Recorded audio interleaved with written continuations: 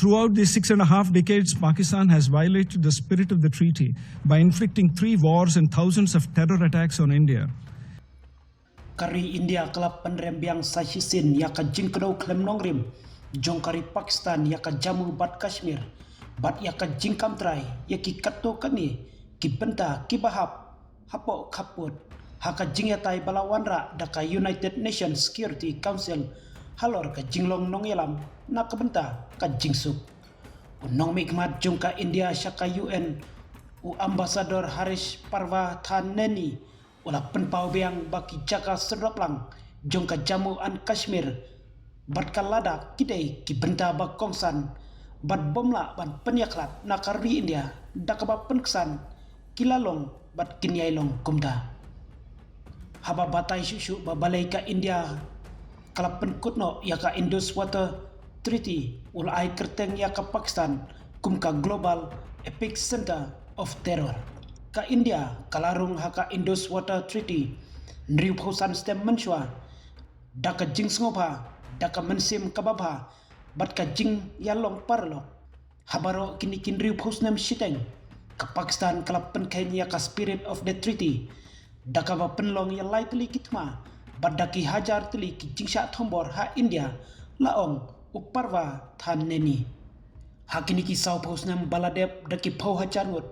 ki jing im jung kinong India kiladu haki jing thombor balak krishan daka Pakistan laong uparva Thaneni daka bakdo ya ka jing thombor ka badangshan ha Jammu pat Kashmir ha Pahalgam ha kabasdang jong neusnam ha ubnai April ha kaba arpun ringut ki mensimbriu ki layap kentop ya we ubreu upana bari ki lasya penyap dei halor kite ki nong rim baka India kala penbena kadu baya ka jingyate kular en pensangeno hadu baka Pakistan kabadai kapedeng jongki kamle no haka pertai kan penkutno daka bangai badban penkela ya ka jingkersan jongka ya ki kamle no lakdau syai ka India uparva Thaneni ulak kentoru ya ka jing sensyar pajba bat ka jinglong jingman jongka sanhima sima jongka Pakistan haka UN Security Council daka bakadau ya ka jingcha set patok jong menteri rang badu barim ka Pakistan kata u Imran Khan to ai bangan keren syai baka India kan yale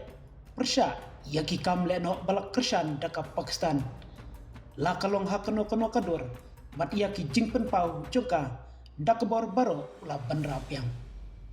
kani ka jingken tho ka bateng kalami hadin ba unong mikmat jongka Pakistan u Asim Iftikhar Amar ula penpau biang yaki jingkeno badon ka jingyakan at bompadla ban penbek ha Jammu and Kashmir hakaba ula kentho ru yaka jing pensange yaka Indus Water Treaty ka Pakistan kawat yaka jing syongsuk bat ka jing syongsngan ha South Asia nrei ka jing suk kamla banlong ka jing budin ka Basilian laong u amat habakdo yaka Jammu and Kashmir ka Jammu bat Kashmir kadanglong kawai na ki jing ya kaja balarim tam ki bombala banya penbaik haka agenda jongka council kadon kami ya ka jing ya penbaik ka bahok katkum ka UN charter kirai bayadai jongka security council bat kamon jongki pajba Kashmir ke kabaka India kadang ya ipteng ban penkain bat kentai ulaong. Before I conclude, I refer to the statement made by the representative of Pakistan today. India would like to reiterate that the Union territories of Jammu and Kashmir and Ladakh are an integral and inalienable part of India. They were, are, and will always remain so. Pakistan's unwarranted reference to Jammu and Kashmir in today's open debate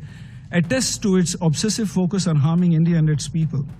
A serving non-permanent Security Council member that chooses to further this obsession in all meetings and platforms of the UN in pursuit of its divisive agenda cannot be expected to fulfill its designated responsibilities and obligations.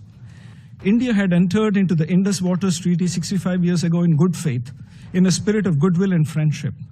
Throughout these 6.5 decades, Pakistan has violated the spirit of the treaty by inflicting 3 wars and thousands of terror attacks on India.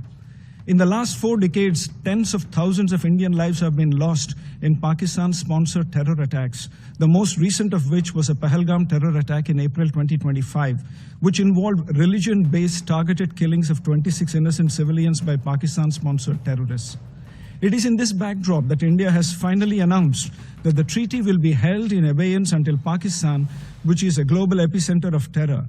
credibly and irrevocably ends its support for cross-border and all other forms of terrorism. Pakistan, of course, has a unique way of respecting the will of its people by jailing a prime minister, by banning the ruling political party, and by letting its armed forces engineer a constitutional coup through the 27th Amendment and giving lifetime immunity to its Chief of Defense Forces. Let me be clear. India will counter Pakistan-sponsored terrorism in all its forms and manifestations with all its might. Madam President, in closing, with abiding faith in multilateralism, India reiterates that we stand ready to contribute towards working for peace, security, and prosperity for all. I thank you, Madam President.